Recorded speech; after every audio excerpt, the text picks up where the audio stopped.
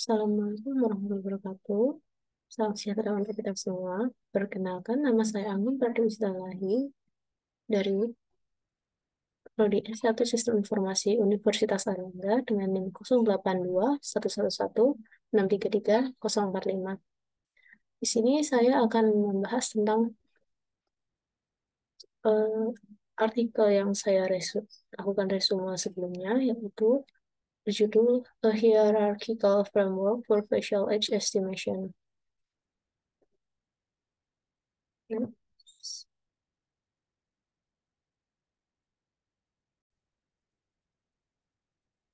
Jadi dari artikel ini, dalam database yang digunakan dalam artikel ini adalah database FGNet. Jadi database FGNet ini adalah database singkatan dari Face and Gesture Recognition Network. Jadi ini merupakan sebuah database yang berisi potret dari wajah manusia, nantinya akan digunakan untuk penelitian di bidang pengenalan umur wajah. Jadi database ini itu ada sekitar 102 citra wajah dari 82 orang. Jadi mulai dari perubahan dari masa anak-anak hingga masa dewasa. Setiap citra wajah ini dilengkapi informasi umur dari subjek saat pengambilan foto itu tadi. Database ini digunakan sebagai standar penelitian untuk penelitian pengenalan umur wajah atau face estimation ini. Jadi dalam database ini masalahnya adalah distribusi usia ini tidak merata dan juga informasi ordinal ini kurang. Sehingga penulis ini memperlihatkan sebuah sistem estimasi usia ini yang menggunakan hierarkis. Jadi dibagi dari estimasi kelompok berdasarkan kelompok usia, kemudian baru dilakukan estimasi usia secara spesifik. Jadi penulis ini menggunakan dua jenis classifier baru sebagai layer. Yang pertama adalah Sequence K Nearest Neighbor atau SKNN, dan yang kedua adalah Ranking KNN untuk memprediksi kelompok usia dan nilai usia secara berurutan. Di ranking KNN ini artinya memanfaatkan informasi ordinal antara sampel dengan dalam proses estimasinya. Jadi, seperti saya sebutkan sebelumnya, sistemnya ini diuji pada database FGNet atau FGNet dan mencapai hasil evaluasi sebesar 4,97 mean absolute error untuk estimasi usia.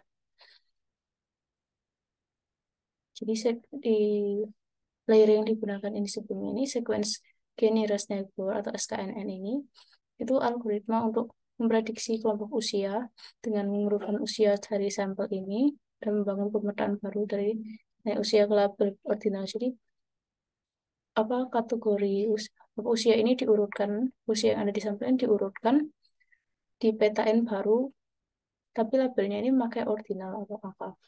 Baru kemudian dilakukan estimasi usia dalam kelompok usia tertentu. Karena distribusinya tadi ini nggak merata, jadi dibuatkan kelompok usia dulu, dan estimasi ini dilakukan di dalam kelompok usia itu saja. Jadi misalkan kelompok usia 0 sampai 9 tahun, kemudian 10 sampai sekian. Jadi estimasi yang pertama, estimasi dilakukan di 0,9 tahun itu saja, 0, 10 sampai berapa tahun itu saja. Begitu seterusnya, untuk menghindari distribusi yang nggak merata ini tadi. Kemudian berikutnya, jadi untuk sistem yang digunakan ini nantinya ada 3. Yang pertama itu ada sample preprocessing, yang kedua adalah feature extraction, dan yang ketiga adalah estimation. Jadi di sample preprocessing ini, dari foto-foto wajah ini mungkin ada foto yang posisi wajahnya ini nggak frontal. Jadi dia waktu di foto itu nggak ngadep ke depan, agak ke samping atau agak enggak. Ini tidak betul-betul frontal menghadap ke depan. Dan ini akan mempengaruhi pengukuran dalam geometri wajah. Sehingga ini artinya dilakukan rotasi secara implan menggunakan sudut dengan menghitung sudut rotasi menggunakan posisi dari dua mata. Jadi kalau ada lewat dari batas atau threshold tertentu, itu akan dikoreksi rotasinya. Di bagian yang kedua nantinya adalah ekstraksi fitur. Ekstraksi fitur ini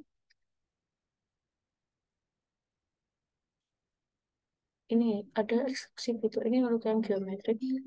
Jadi ekstraksi fitur ini ada 3 bagian. Nantinya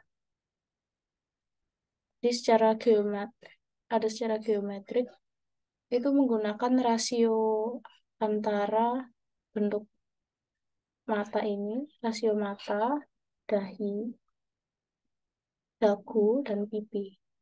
Jadi yang digunakan bukan ukuran tapi rasionya. Sesuai yang dicantumkan di sini, dibahas masalah perubahan fitur pada kraniofasial. Kraniofasial itu bagian wajah dan kepala sini selama proses penuaan. Jadi kelompok remaja sama kelompok dewasa ini bisa dibedakan berdasarkan perubahan fitur di kraniofasial ini. Jadi perubahan ini menyebabkan jarak antara titik-titik wajah ini berbeda. Kemudian yang digunakan di sini ada 8 jarak dan membentuk 6 rasio fitur geometri. Jadi rasionya ini rasio 0, 1, 2, 3, 4, dan 5. Ada rasio yang mata, berdasarkan mata, hidung, ada juga berdasarkan dagu, posisi tengah mata, tengahnya mulut, posisi pipi, kemudian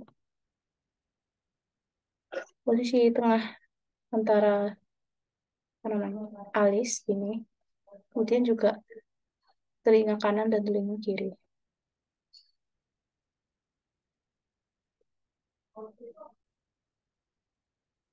Jadi jarak Euclidean antara landmark wajah tertentu ini tadi yang ada left eye, right eye, middle of eyes dan seterusnya ini itu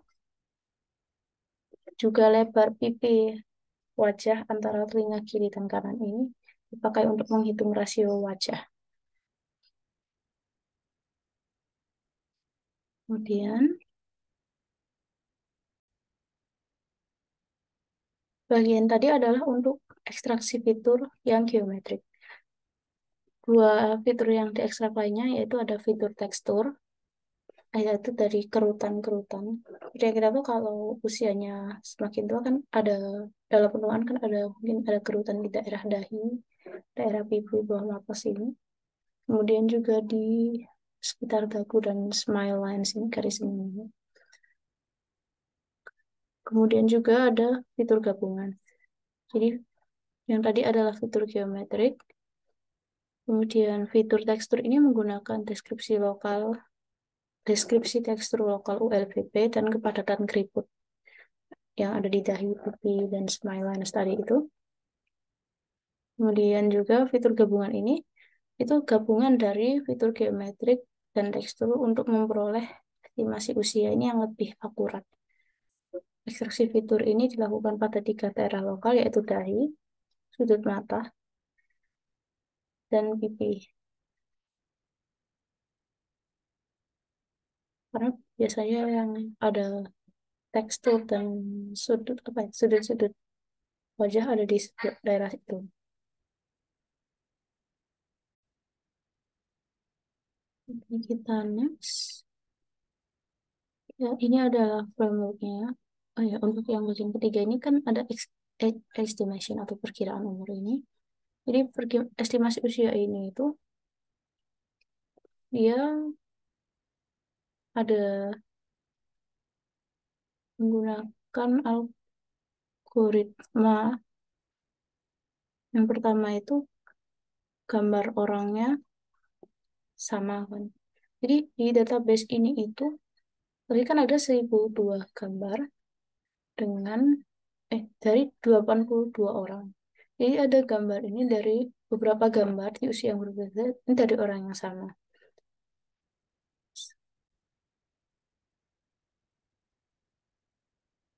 Kan tetapi gambar ini tadi itu di setiap orang ini tidak selalu sama di rentang umur. Misalkan orang satu, ada dia sewaktu umur 9 tahun, 12 tahun, 18 dan 20, kemudian ada di 30. Sementara di orang dua usia yang itu tidak sama. Sedangkan beberapa algoritma yang telah ada sebelumnya ini menggunakan apa perlu gambar orang yang sama buat bangun model penuaan. Karena tiap orang ini apa ya, aturan penuaannya beda gitu, tergantung dari genetiknya. Kemudian karena tidak apa ya, karena dari tiap orang ini tidak lengkap datanya, tidak selalu sama jumlah datanya, pembagian sampel ini di kelompok usia itu berbeda jadinya. Jadi kelompok usia yang muda itu isinya banyak, kelompok usia yang tua itu isinya sedikit. Jadi persebarannya tidak rata.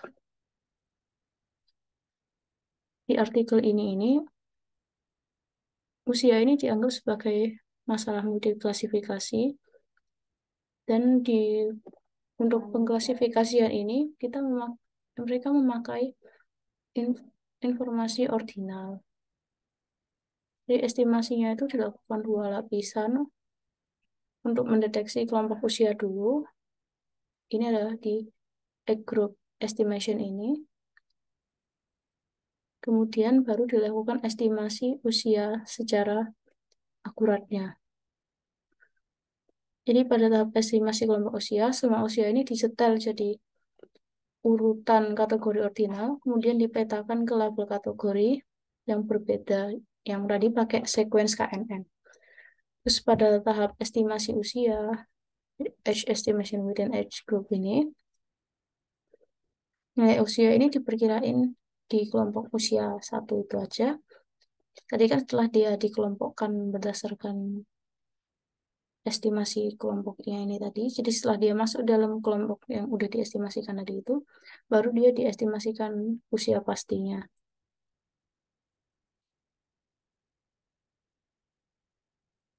Next.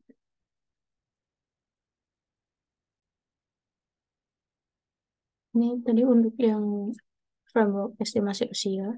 Jadi ini tadi sebelumnya saya menjelaskan kalau dibagi menjadi grup dulu, jadi diperkirakan dia masuk ke grup mana dulu, diestimasikan berdasarkan grupnya dulu, baru diestimasi usia pastinya di dalam grup itu.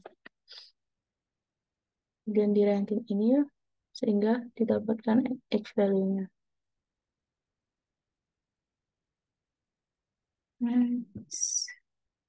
Jadi ini untuk hasilnya. Jadi MAE atau Mean Absolute Error untuk seluruh database ini adalah 4,97. Dan jumlah sampel yang ada di tiap subset kelompok usia ini mempengaruhi hasil prediksi akhirnya nantinya. Distribusinya ini tadi kan sesuai yang saya jelaskan sebelumnya, distribusinya ini tidak merata. Dan ini mempengaruhi akurasi estimasi akhir. Saran dari penelitinya ini adalah penelitian yang di depan Nadine harus memfokuskan pada pengumpulan database ini dengan rentang usia yang lebih luas. Ini berikut ini ada tabel 6. Ini perbandingan dari beberapa sistem yang baru diterbitkan dan sistem yang diusulkan dalam makalah atau artikel yang saya baca ini. Sistem yang diusulkan dalam artikel ini menghasilkan kinerja yang lebih baik daripada sistem lainnya yang telah ada atau dipublikasikan. Jadi di sini bisa kita lihat, ini adalah yang menggunakan algoritma KNN saja, MI-nya 8,24. Dan SVM 6,02, menggunakan ranking saja ada 5,79 dan 5,33. Ada AGS 6,52, LAR 5,07, IIS LLD 5,70, dan SE 5,36, dan metode yang digunakan dalam artikel ini 4,97. Ini untuk angka yang ada di belakang ini adalah referensi dari referensi yang ada di artikel ini. referensi literatur yang digunakan dalam artikel ini. Ups. Ini beberapa perbandingannya. Figur 5 ini numeric score dari sistemnya. Jadi secara keseluruhan ini yang merah. Tanpa KNN itu yang hijau, dimana lebih multi skornya lebih rendah. Kemudian ada sistem tanpa hierarki, ranking KNN. Jadi salah satu saja di ranking KNN saja. Kemudian yang satunya adalah tanpa hierarki SKNN saja. Ini adalah untuk distribusinya tadi. Jadi dibagi kelompok umur ini ada 0 sampai 9 tahun. Kelompok kedua ini ada 10 sampai 19 tahun. Kelompok ketiga ada 20 sampai 29 tahun. Kelompok keempat adalah 30 sampai 39 tahun. Kelompok kelima ada 40 sampai 69 tahun. Distribusinya paling banyak ada di usia rank usia 27, rank usia sebelumnya, rank usia 0 sampai 9 tahun yaitu ada sebesar 37,1%. Sementara yang paling sedikit ada di rank usia 40 sampai 69 tahun atau kelompok kelima yaitu 6,9%. Kemudian absolut errornya makin besar semakin sedikitnya distribusi karena data yang diestimasikan itu hanya ada sedikit sampel. Kemudian ini adalah kesimpulannya. Jadi artikel ini tadi menggunakan dua lapis sistem untuk estimasi usia, menggabungkan pengelompokan usia dan perhitungannya usia secara akurat yang tadi, yaitu algoritma sequence KNN dan ranking KNN. Algoritma sequence KNN ini digunakan untuk klasifikasi sampel yang nggak diketahui ini ke dalam kelompok usia tertentu dengan memadukan fitur rasio geometrik tadi dan kepadatan keriput. Kemudian fitur tampilan ini mengikat rasio geometrik dan tekstur ULBP digunakan untuk mengestimasi nilai usia di bawah kerangka kinerja ranking KNN. Label usia ini diterjemahkan jadi label kategori di tahap estimasi kelompok usia. Jadi waktu diperkirakan kelompoknya ini, label usianya itu jadi label kategori, dibuat sebagai kategori. Kemudian tiap rentang usia ini dibagi jadi beberapa subrentang ordinal untuk membantu mengurangi pengaruh masalah distribusi yang tidak merata tadi. Dan untuk model ranking, evaluasi usia ini diambil sebagai kombinasi dari banyak klasifikasi binar ordinal yang memanfaatkan informasi ordinal di antara proses penuaan. Ya, berikut ini adalah referensinya, citasi dari jurnal yang saya lakukan resume ini. Sekian dari saya, kurang lebihnya mohon maaf. Terima kasih. Wassalamualaikum warahmatullahi wabarakatuh.